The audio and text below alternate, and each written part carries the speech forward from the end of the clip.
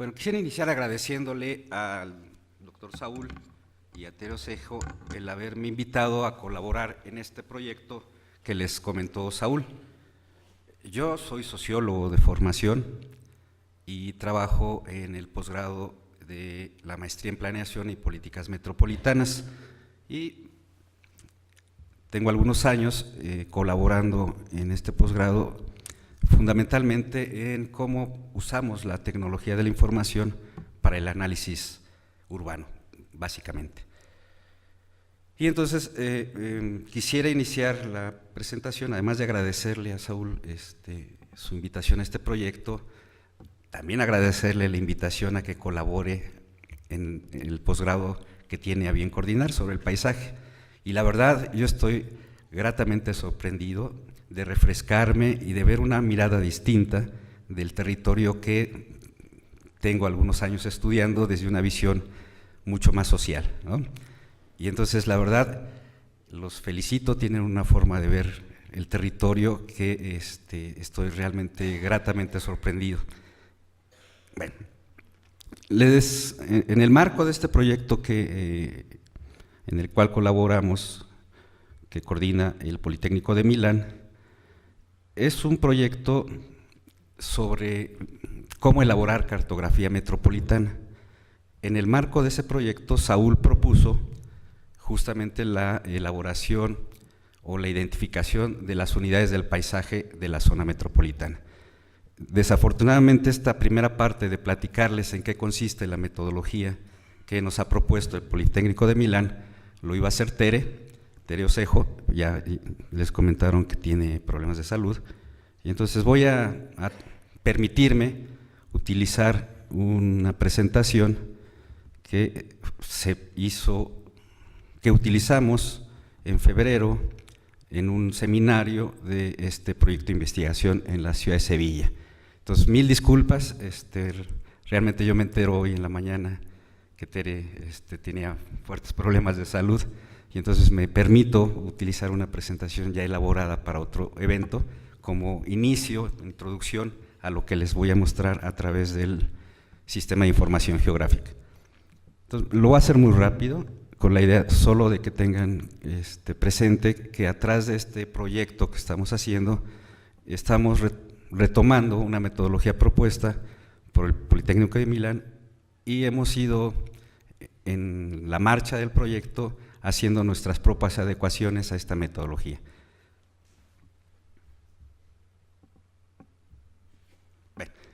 Este proyecto, que tiene una duración de 3 años, estamos como a la mitad del proyecto, lo hemos ido desarrollando con los alumnos de la especialidad en paisaje. Así es que lo que ustedes van a ver es producto de un trabajo colectivo entre los profesores y los alumnos que están listados en esta lámina.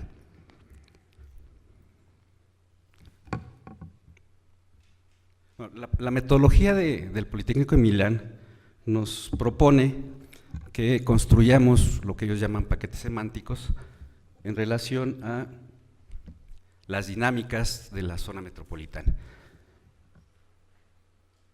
Y entonces nos propone que hay más o menos 12 grupos de paquetes semánticos, como ven: recursos naturales, normatividad, estructura del suelo, la población, factores económicos,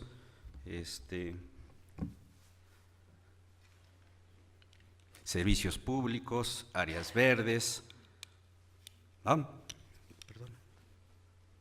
es que no alcanzo a ver, el espacio público, los problemas de vulnerabilidad.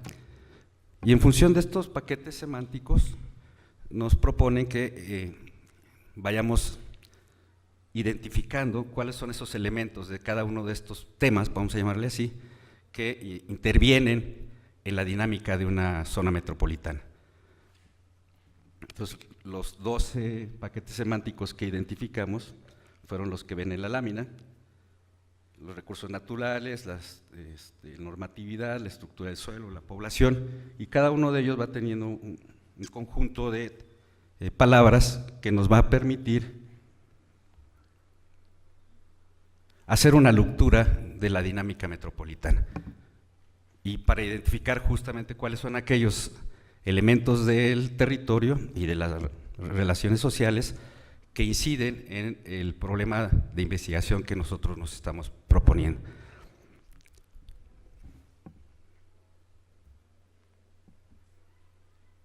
Y entonces se tiene que elaborar una lista de posibles formas de lectura de la relación en cada uno de estos paquetes semánticos, como la conservación, la movilidad, el sistema de aguas, la geografía urbana,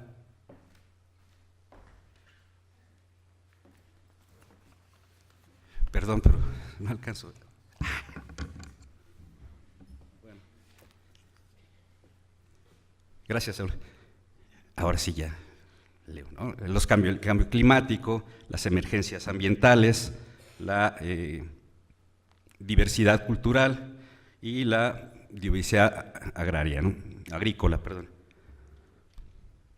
Entonces, una vez identificadas estas zonas de lecturas, podemos ver las relaciones y las complementariedades entre la morfología urbana, la cultura del territorio, los cambios climáticos, la calidad de vida,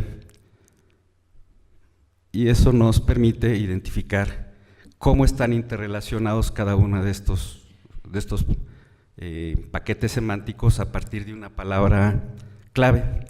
En esta lámina, por ejemplo, lo que está en rojo son aquellos temas que pensamos que tienen una relación con lo que con el tema de la memoria histórica, ¿no?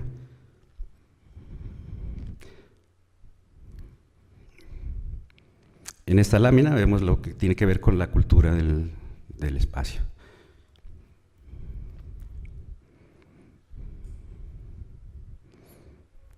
Estos son los que tienen que ver con la conservación, están en azul. No sé si se alcanza a distinguir.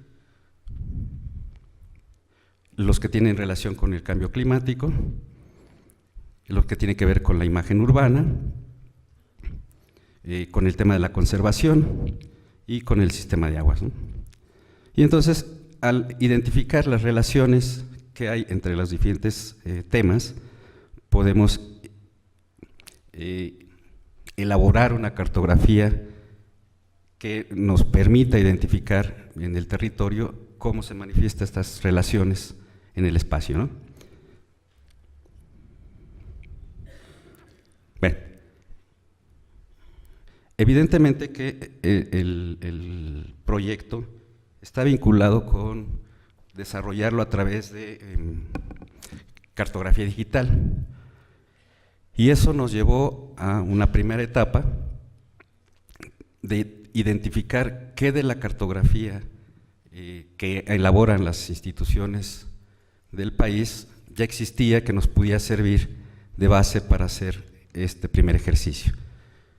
La primera cosa que descubrimos es que nos estábamos enfrentando, quizá con mucha osadía, a estudiar la totalidad de la zona metropolitana, que dicho, como ustedes saben, forma parte de una de las 10 ciudades más grandes del planeta, ¿no? Alrededor de 22 millones de habitantes y con una extensión territorial de 8,000 kilómetros cuadrados, ¿no? Y entonces, en esta búsqueda, empezamos a identificar que las instituciones federales, como el INEGI, que es el Instituto Nacional de Estadística y Geografía, y la CONABIO, que es una comisión para el conocimiento de la biodiversidad, eran las dos instituciones que ya tenían sistemas de información digitales, que habían desarrollado un conjunto de capas de información que podíamos nosotros aprovechar. Sin embargo, empezamos a identificar que esto lo elaboran para todo el país y había que hacer una adecuación de los atributos de cada capa para adaptarlos a las necesidades del proyecto. Es una tarea que los estudiantes se enfrentaron con mucho entusiasmo y que estamos en proceso de ir depurando toda esta información. Y entonces, por ejemplo, del INEGI obtuvimos información en formato digital, cartografía digital, con una característica, les decía, como esto se piensa para todo el país, se utiliza un sistema de proyección geográfica, después voy a hablar un poco más respecto a esto, que se conoce como cónica conforme de Lambert y tiene una serie de características técnicas que los geógrafos entenderían muy bien, ¿no? Pero la zona metropolitana, la representación de la zona metropolitana de la Ciudad de México requiere una proyección distinta a la representación de todo el país.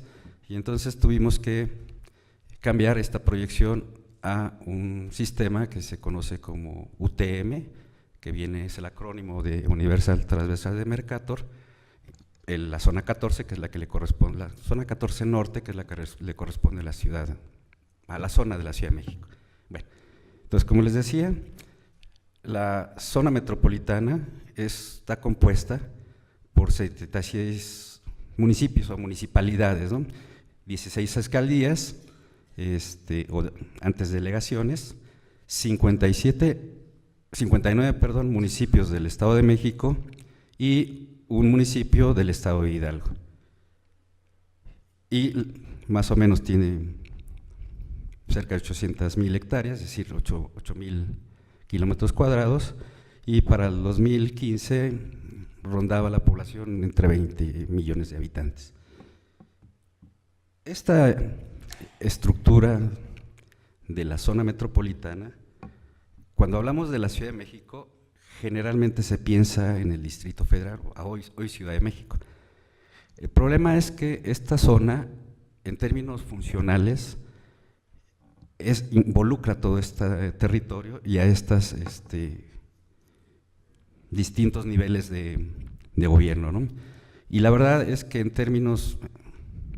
en muchos sentidos, tenemos una visión, si hablamos de la Ciudad de México, yo creo que equivocada, porque funcionalmente toda esta zona tiene una interacción cotidiana, ¿no? Entonces, en realidad, nuestra posición es de que se debe de estudiar la zona metropolitana, no solo el Distrito Federal, ¿no? Algunos de ustedes seguramente habrán visitado la maqueta que inauguró este gobierno que está concluyendo, una maqueta que está en un edificio que era antes el Teatro de las Vizcaínas, y ahí es muy curioso verlo porque si uno está en la parte superior y ve la maqueta, pareciera ser que la Ciudad de México es una isla, ¿no? No hay nada después de la maqueta, ¿no? Y la verdad es que pues vemos que vive más de la mitad de la población que cotidianamente usamos este territorio. Y la complejidad en el aspecto de la generación de información muestra muy severas desigualdades entre la información que uno puede obtener de la Ciudad de México con respecto a la información del Estado de México. Y eso ha sido una limitación y un reto para los estudiantes, complementar la información que se requiere para abarcar el estudio de toda la zona metropolitana. Y esto ya nos decía el lunes la secretaria Tania, del papel que a veces se nos olvida que tiene el suelo de conservación de la Ciudad de México, ¿no? Nos decía que alrededor del 40% del territorio de la Ciudad de México es una área natural protegida, ¿no? Como ven en esta lámina, la Ciudad de México es solo una de las 32 entidades del país, que es la capital y que tiene estas dimensiones, ¿no? Fíjense, si consideramos solo la Ciudad de México, estamos hablando de 8 millones de habitantes, un poquito, casi 9, y la zona metropolitana son 22 millones aproximadamente, para datos al 2015, ¿no? Lo que ven en verde la zona sur de la Ciudad de México son las áreas naturales protegidas, y lo que ven en morado o azul son las áreas con valor patrimonial.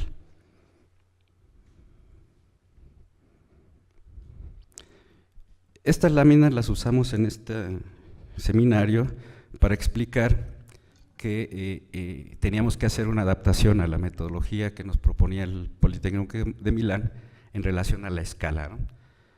Porque en su propuesta ellos hablan de tener información a 3 escalas, el large, M y small, y la dimensión de la zona metropolitana, desde nuestro punto de vista, requiere una escala que se ajuste a este territorio, y decidimos generar una escala que llamamos XL o ¿no? extra large, porque las referencias de las demás ciudades que están involucradas en este proyecto pues no tienen punto de comparación en términos espaciales, ¿no?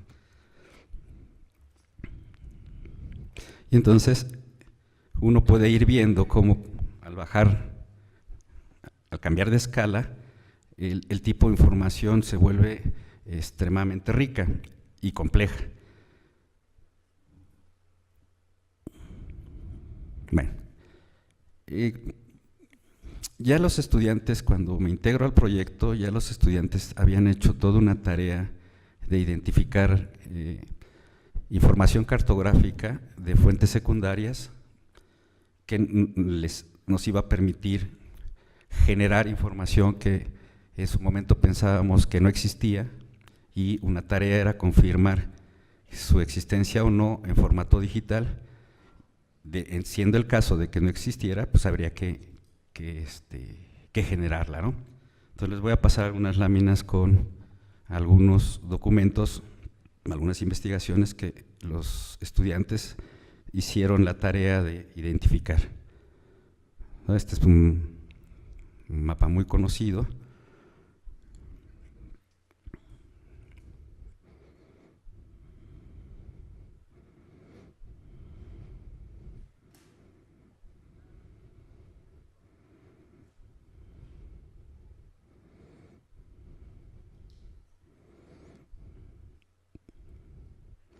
Y entonces, cuando decidimos así que aventurarnos a generar la cartografía en formato digital y usar la tecnología de los sistemas de información geográfico, nos empezamos a dar cuenta que había pues muchas potencialidades de estas nuevas tecnologías para el estudio de la identificación de las unidades del paisaje.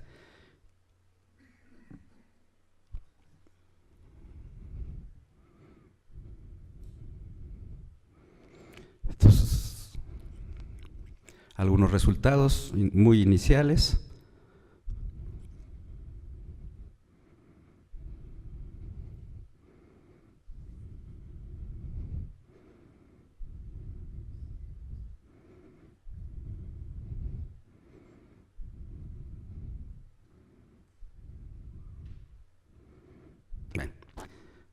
Esta es una presentación, como les comentaba, que hicimos en febrero de este año, y no quería dejar de que lo tuvieran en mente, que atrás de lo que van a ver ahora sí, ya como en tiempo real, de las potencialidades que nos brindan estas nuevas tecnologías de la información, que empiezan, a pesar de que relativamente son tecnologías nuevas, creo que todavía hay disciplinas, y me parece que la disciplina del análisis del paisaje empiezan a incorporar estas tecnologías en su quehacer.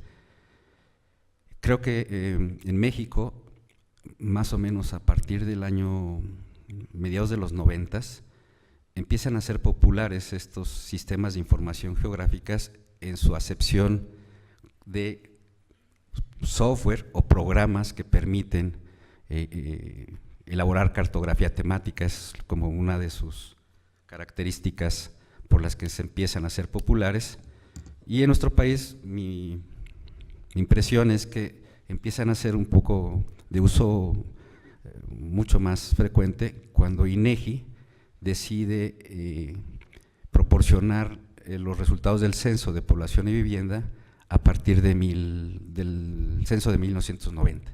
Por primera vez en nuestro país contamos con un instrumento que utiliza el formato digital y nos permite relacionar la información estadística con la información geográfica. Y esto abre la puerta a que distintas disciplinas intentemos aprovechar esta herramienta. Entonces, actualmente los etnólogos, geógrafos, sociólogos, economistas, no, perdón que hable de ellos porque esa es la área que conozco, ¿no? De las ciencias del diseño, realmente tengo muy poca referencia. Lo que he encontrado en internet es que los ejercicios que he visto que se han hecho con esta tecnología pues son realmente incipientes o realizados en otros países. Y entonces una de las ventajas de pensar los sistemas de información geográfica como herramienta que nos va a permitir relacionar esto es esta, ¿no? Los sistemas de información tienen dos acepciones: como software, o sea, como programas de cómputo, o como un sistema en relación sistémica que involucra equipo de cómputo, programas, personas, métodos, ¿no? Y entonces, bueno, ¿cuál es nuestra área de estudio? Como ven, parte de la República Mexicana, y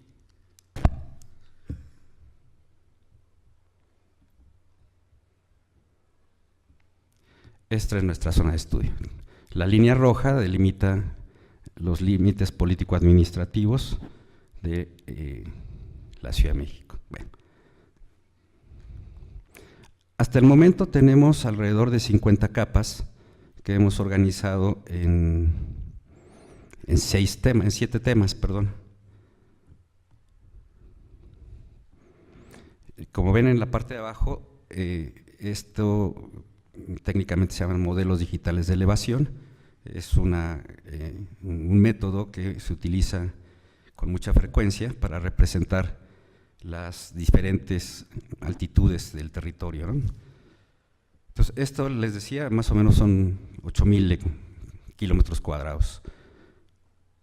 Por lo que se han hecho populares estos programas, entre otras cosas, es porque para cada elemento cartográfico existe una relación con una base de datos o con se llaman tablas de atributos que nos permiten generar, por ejemplo, este tipo de representaciones de una forma bastante dinámica. Las líneas rojas son las delegaciones, ahora alcaldías, de la Ciudad de México. Las líneas azules son los municipios del Estado de México. No se alcanza a distinguir la línea que delimita el municipio de Tizayuca, que pertenece al Estado de Hidalgo. Y entonces los 6 temas que estamos trabajando, los hemos organizado como mapas base, factores naturales, evolución histórica, paisajes sociodinámicas, sentido de pertenencia, las visuales y sociodemográficos. Hay una serie de técnicas que nos permiten tener una vista más agradable de nuestros modelos digitales de elevación, y me gustaría mostrarles, por ejemplo, cómo hemos ido aprovechando la literatura que ya existe para georreferenciar la información que nos interesa en formato vectorial. Lo que ustedes ven en esta lámina es un trabajo de un colega que se llama Jerónimo Díaz, donde identifica a través del análisis del texto de Gibson los pueblos, los Osaltépetl, a los que hacía referencia Saúl hoy en la mañana, presentes en la zona metropolitana.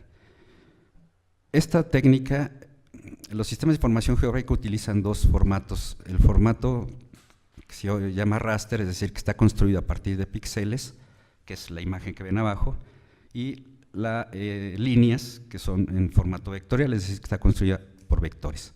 Entonces, uno puede con esta metodología, georreferenciar las imágenes análogas o de papel, hay que pasarlas a un escáner o tomarle una foto y podemos utilizarlo para identificar ya de manera puntual lo que nos interesa, ¿no? En este caso están representados los Saltépetls que señala Gibson en un texto bastante conocido, y la representación de los colores responde al uso de los atributos de esta capa. Entonces los puntos, estas estrellas en color rojo, corresponden a la triple alianza, ¿no? Hasta 1521.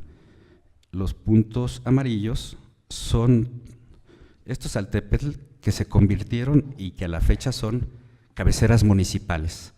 Son 90 y tantas cabeceras municipales. Y tenemos la representación de pueblos que ya aparecen consignados en la cartografía histórica y que a la fecha se mantienen, que dependían de una cabecera municipal. Entonces les decía que una de las ventajas de esta tecnología es poder relacionar una base de datos con cada objeto espacial y nos permite generar información de esta naturaleza, cuantificarla, analizarla, y hemos ido desarrollando estas capas de información. Prácticamente todas estas fueron elaboraciones propias, porque no existían. Estas son los alvaradones y calzadas más importantes que había. Tenemos identificados los árboles monumentales, clasificados por tipo de especie, cuáles son ahuehuetes, ahuejotes, árboles de manitas. Por ejemplo, esta capa es una capa que estamos construyendo, pero no quería dejar de mostrarles su desarrollo, ¿no? Hay que hacer mucho trabajo de investigación y de campo. Tenemos identificados las zonas arqueológicas en la zona metropolitana. Por el momento tenemos 19 zonas, no sabemos si sean todas. Como les decía, esto es un trabajo en desarrollo. Hemos hecho la tarea de identificar los monumentos religiosos. Por el momento tenemos 122 registrados, y la simbología que ven del lado izquierdo de la pantalla está clasificada por el siglo al que pertenecen dichos monumentos, ¿no? Entonces tenemos 50 monumentos religiosos del siglo XVI, 42 del siglo XVII y 19 del XVIII y 10 del XIX. Todo esto son avances que hemos hecho con los estudiantes prácticamente en 6 meses, una cosa así de tiempo, ¿no? Nos interesa mucho, por ejemplo, para efectos, identificar esto de los pueblos originarios. Hay todo un debate todavía. La Constitución que recién estamos estrenando en la Ciudad de México tiene un apartado, tiene un tratamiento especial, y hay una doble fuente de información de quiénes son los pueblos originarios. Todo depende para qué lo queramos saber. Y esto es realmente un desafío, ir construyendo información que, aunque puede existir en formato de papel o bien a través de listados, la idea es generar información georreferenciada y que nos permita movernos de una forma multiescalar, de una forma muy dinámica, ¿no? Lo que ustedes ven por aquí, por ejemplo, este mapa representa la forma que ha ido creciendo el área urbana de la ciudad. Entonces voy a ir apagando, uno puede de una forma muy dinámica ir prendiendo y apagando capas o visualizando capas.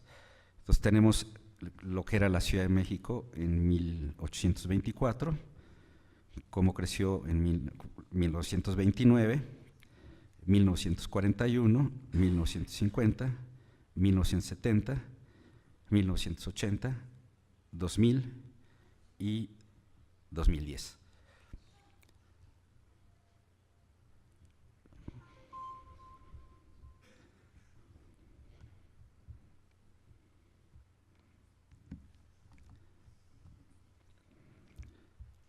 Como ven, esto nos permite ir identificando los fenómenos sociales, naturales, que están presentes en el territorio, que han sido la base para después poder hacer una clasificación del territorio desde la perspectiva de las unidades del paisaje. ¿Cómo ando de tiempo, perdón? Gracias.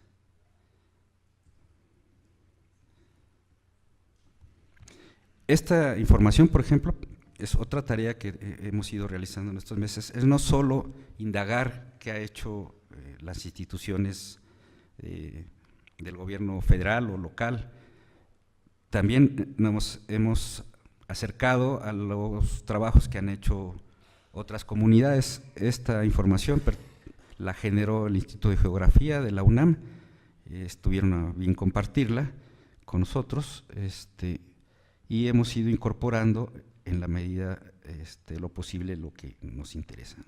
Les voy a mostrar otro ejemplo de información que ha sido elaborado por otros colegas de otras disciplinas. Esto es una metodología que ha desarrollado el grupo de Sociología Urbana de la UAM Azcapotzalco, que se llaman los tipos de poblamiento. Y es un método en el que consiste en clasificar las áreas geoestadísticas básicas, que es una unidad mínima de información de INEGI, clasificarlas de acuerdo a su origen del suelo.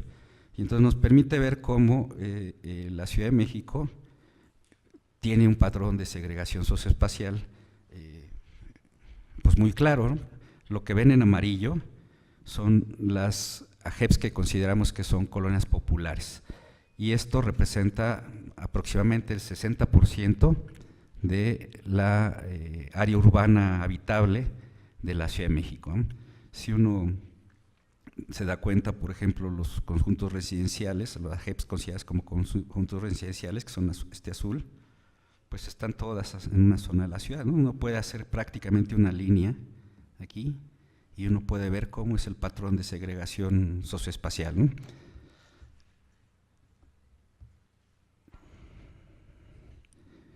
En relación al paisaje y sus dinámicas, los alumnos han identificado, por ejemplo, las montañas, el paisaje lacustre, centros comerciales.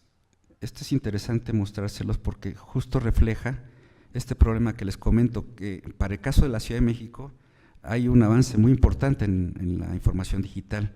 Sin embargo, no es lo mismo para el estado de Hidalgo, entonces hay que hacer una tarea ardua para registrar o complementar la información que existe, ¿no? También han generado una cartografía en relación al tipo de producción. Esto es la producción industrial en la zona metropolitana.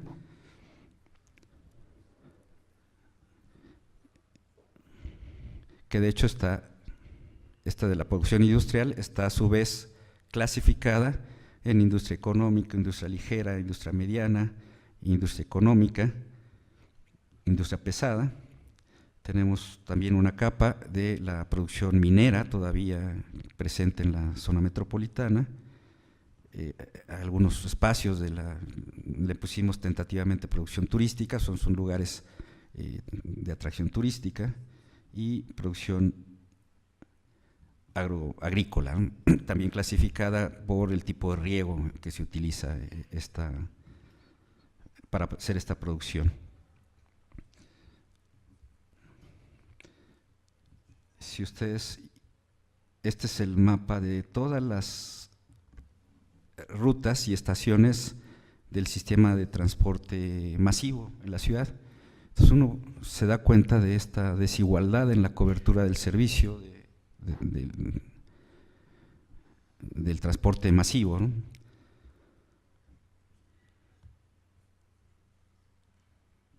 Por ejemplo, esta capa son las colonias, que es una forma también de organizar el territorio mucho más cercana a la gente.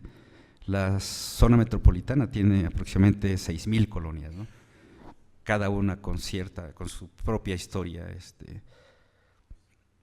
También hemos construido un paquete en relación al tema del sentido de pertenencia de la población,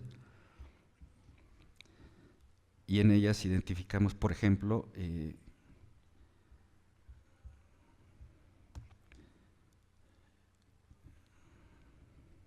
las lenguas indígenas, las zonas de la ciudad, de la zona metropolitana o de la ciudad, donde todavía hay presencia de población que es hablante de una lengua indígena.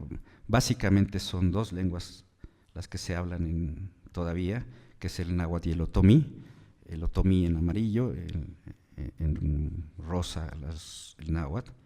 Tenemos identificados, empezamos a hacer una capa en relación a estos espacios públicos que son de uso intensivo, ¿no?, como el maratón o la marcha del LGBTTI.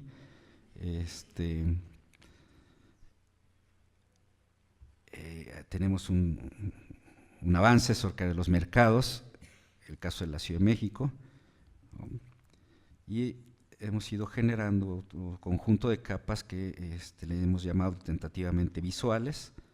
Entonces uno puede ver dónde están las cumbres, los miradores, o skyline ahora les llaman, el perfil urbano, y básicamente eso es lo que hemos ido desarrollando en esta. Por supuesto tenemos las curvas de nivel, obtenidas a través del mapa del modelo digital de elevación, o las mismas que INEGI genera con cierta regularidad en su cartografía 1 a 50,000. Por factores naturales tenemos, por ejemplo, justo les decía, las curvas de nivel, se alcanzan a ver, el sistema hidrológico, los cuerpos de agua, las precipitaciones en la zona metropolitana, las cuencas hidrológicas, ¿no?, la vegetación,